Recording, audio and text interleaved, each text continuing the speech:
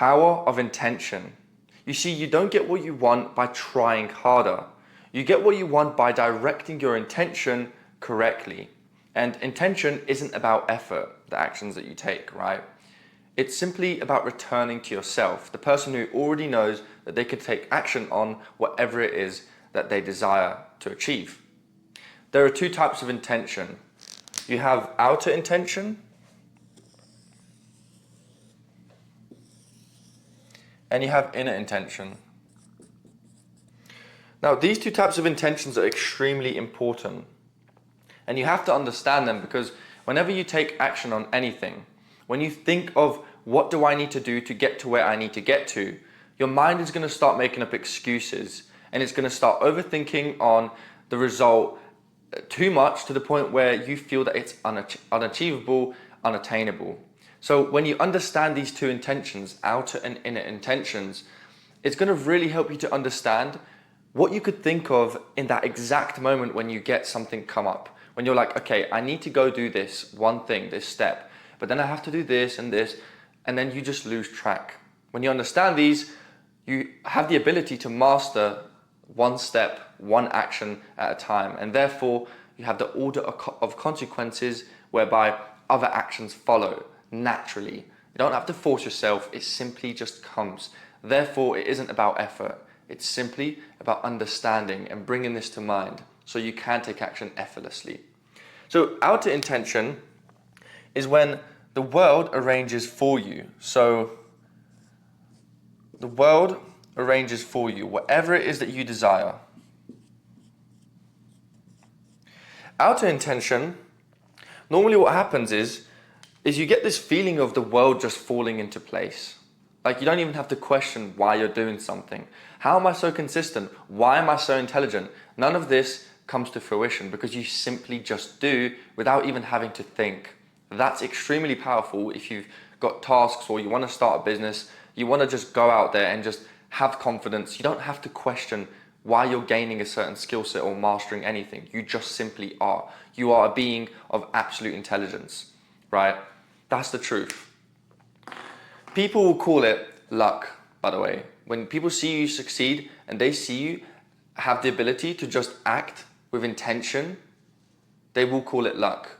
But we don't listen to those people. You simply continue doing what you've always done, which is to act instantly, effectively, and efficiently without thinking. So people will call it luck, but it truly isn't luck.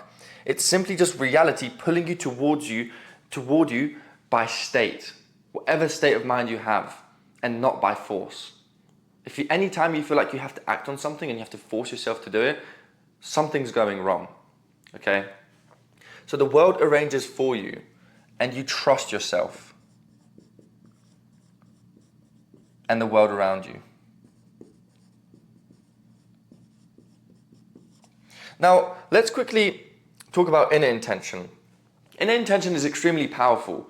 However, there are some nuances that you must understand, that if you don't, and you don't connect these two together, then simply inner intention alone, just building your identity, the stuff that we talk about within these classrooms, isn't going to be the most effective way to just convince yourself to begin taking action. You need to connect these two things, and we're going to talk about this in the next classroom where we talk about heart desire and ego desire. So, inner intention. Inner intention is actually going to be an outward manifestation of whatever it is that you put into your soul, your heart, right? And what you do with inner intention, you're actually going to push with willpower.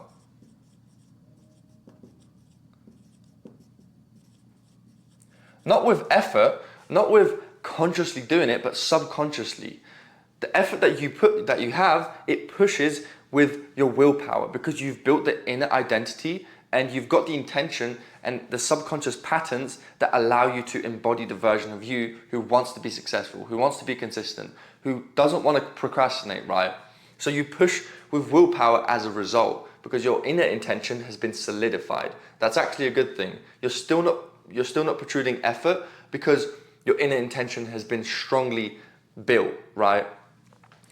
So when you push with willpower, you are actually trying to bend reality You actually bend reality with effort.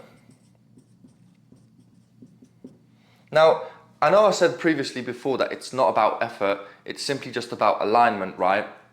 But truthfully, when your inner intention is so strong, everything else will follow. The outward manifestation, outer intent, that will follow too, right? But you need to connect the two dots, and you're going to see what I mean. It might sound confusing at first, but just bear with me. So you bend reality with effort. Inner intention, believe it or not, is actually exhausting, and it requires quite a bit of effort. You see, nobody wants to look within themselves. Nobody's going to go and sit in their room for 1 hour contemplating their existence and actually questioning why they are who they are, why they do what they do, and what they even want to achieve in life. Okay, nobody's going to do that. Unless when you begin to fully look within, you really start to see that you can achieve whatever it is that you want, and you do deserve it. Because why? You believe it. You believe it so strongly, and you have this absolute confidence that you can, that everything else on the outer intention, the world arranging for you, not just to you when things go bad. They happen for you. Everything occurs for your own soul, for your being, for the good of the world that you are currently in, right? So inner intention and outer intention. You have to understand that mastery begins when inner intention and outer intention work together, okay? They connect. And you don't want them to be against each other. What do I mean by this? Well, when they're against each other, you tell yourself, oh yeah, like I'm amazing, I'm beautiful, I'm confident, I can achieve whatever I want. But when it comes to the tasks, you simply can't manifest a new identity that you have built and are building currently into your actual work, into you learning and mastering anything. There's a reason why you have to connect these two. Because when you connect outer intention, when you realize that the world is completely giving to whatever it is that you desire, when you accept that, when you don't avoid these ideas where like, oh yeah, the world is just against me, right? It's not. When you accept the opposite, that the world is happening for me, well, truthfully, everything aligns. This is where the whole piece of the puzzle comes together.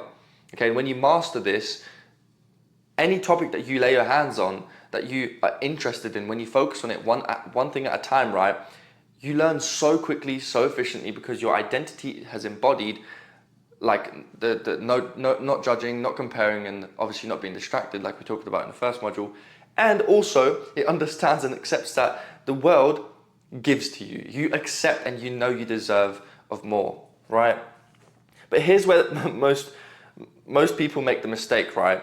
Most people, they force and they simply cling. They cling on this idea that they're not intelligent. They cling on this idea that everyone else around them is more smart or more clever than them. You see, you're working the opposite of outer intention. When you say other people are smarter than you, you're telling the world and you're accepting that, yep, the world, the universe is much smarter than me. So you have conflict with your inner intention. When you build your inner identity, but you still compare, you still judge, and you're still distracted, well, it's because you haven't made the outer intention so strong, right? And you can bend the wheel to your reality when your inner intention aligns with your outer intention. The ability to know that the world is for me and nothing is happening to me. It's simply for you. It's going through you, everything. Right? And so it happens to be that anytime you learn something or want to achieve something, or when you feel negative, that your identity is strong, and you also accept reality's circumstances, so that when you don't chase, it simply comes to you. That's the power of acceptance when it comes to these intentions. Okay.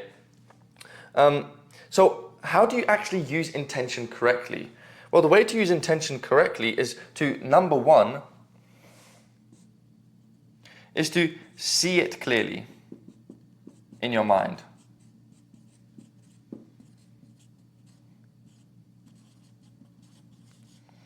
Picture the outcome already done, right? Don't think that it's not going to be possible or it's impossible and this is going to be completely out of the range of my intelligence. Simply picture the outcome already being done. That is going to be extremely powerful, that when you don't picture the how and you only see the finished result, things will start falling into place. Only if your inner intention is strong, your identity, and the outer intention of you accepting the world as it is, and accepting and changing your perspective on this isn't for me to this is absolutely for me. You see how this works? If you see that, then what's going to end up happening is you're going to rewire your brain completely. Now, number 2 is extremely important. Feel it lightly. When you, again, put too much importance, as we talked about on the last module, on the second module, when you talk about something and say to yourself that you're going to achieve things and you accept the world as it is, and you place too much of an importance on this concept without simply just accepting it, right? Taking the information, I say, with a grain of salt and just accepting it, that it is how it's supposed to be. Well, when you do that, 2 things happen. 1, your inner intention, now you don't push with just willpower, you push with your heart, your soul, what it truly wants, your identity is built. And then you also have the outer world coming to you, right? Through you, as we already said. So that's the second thing, feel it lightly, don't put too much importance on it. The third and final thing is to move toward it naturally.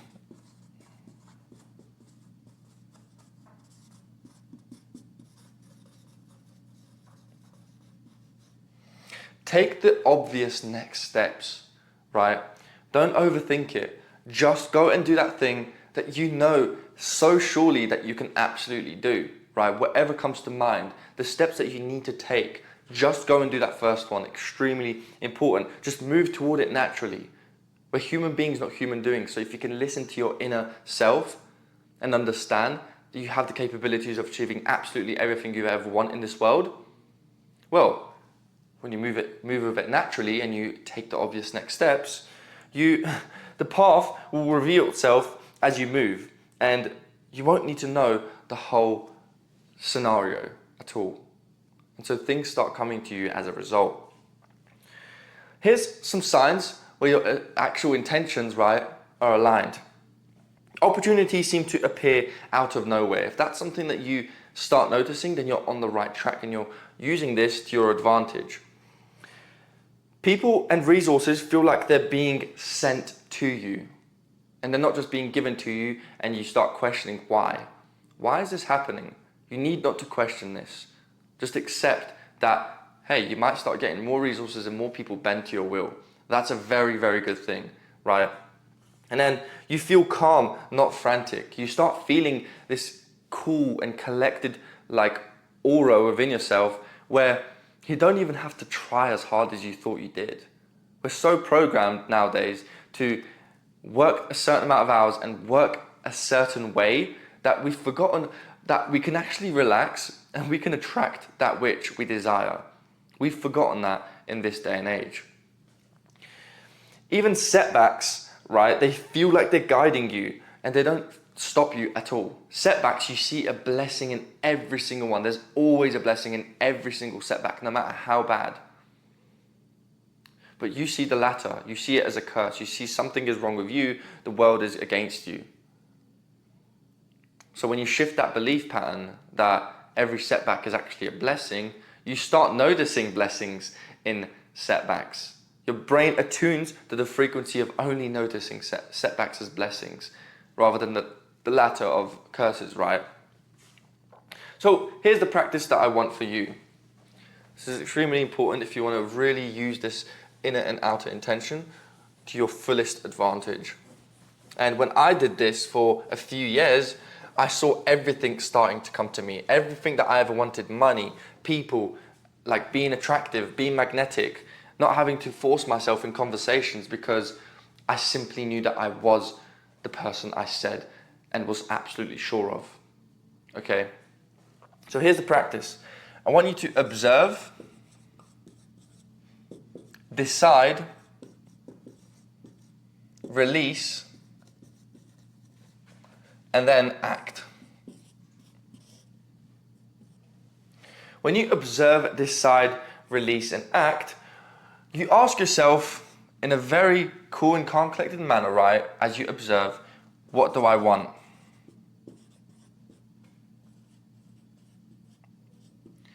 Then you simply decide, right? Choose it firmly. No what ifs. No what ifs, right? And then you release, extremely important. Observe, desire, decide, release, and act. When you release, you let go of the needing of it right now. And then you trust the bigger flow. The bigger flow that is there, that you know it's there and it's coming through you, into you. And you accept that, and it gives you this cool, calm feeling. So that when you actually have that next step, those next few steps, when you understand what you want, well, guess what happens? That energy, that flow manifests into your work. From outer intention as the world arranging for you and had already arranged for you this whole entire time, but you simply didn't know that because you had limiting beliefs, to inner intention also, where your identity has been solidified so much to the point where it becomes your second nature.